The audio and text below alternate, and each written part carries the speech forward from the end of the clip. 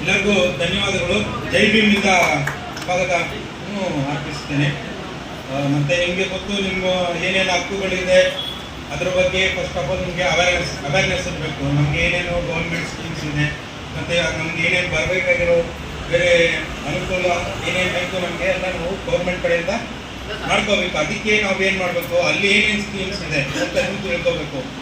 ಯಾವ ಥರ ಅಂದರೆ ಈಗ ನಮಗೆ ಇವಾಗ ಗೌರ್ಮೆಂಟಲ್ಲಿ ವಿಮೆನ್ಗೆ ಟ್ರಾನ್ಸ್ಜೆಂಡರ್ಗೆ ಎಲ್ಲರಿಗೂ ಸಪ್ರೇಟಾಗಿ ಅವರವ್ರ ಅಂತ ಸ್ಪೆಸಿಫಿಕ್ ಆಗಿ ಬೇರೆ ಬೇರೆ ಥರದ ಸೌಲಭ್ಯಗಳು ಇದೆ. ಅದನ್ನು ನಾವು ತಿಳ್ಕೊಂಡು ನೆಕ್ಸ್ಟ್ ಏನು ಮಾಡಬೇಕು ಅಂತ ನಾವು ಇದು ಮಾಡಬೇಕು. ನಿಮಗೆ ಇನ್ನು ಮುಂದೆ ನಾವು ಕೂಡ ಕೆಲವೊಂದು ಇದನ್ನು ಯಾವ ಥರ ಇದಿದೆ ಎಲ್ಲ ನಮಗೆ ನಾವು ಹೇಳ್ಕೊಡ್ತೀವಿ. ಇನ್ನು ಮುಂದೆ ಈ ಇದನ್ನು ಕೊಟ್ಟಿದ್ದಕ್ಕೆ ನಿಮಗೆ ಸ್ವಾಗತ ಹೇಳ್ತೀನಿ.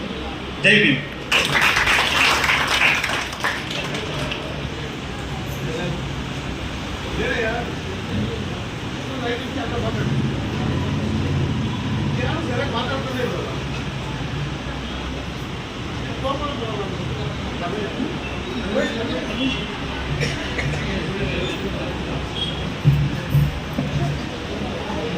ನಮ್ಮ ನಾಯಕರಾದ ಶ್ರೀ ಗೋಪಿ ಅವರು ಮಾತಾಡಬೇಕಾಗಿ ಕೇಳ್ಕೊಳ್ತೇವೆ.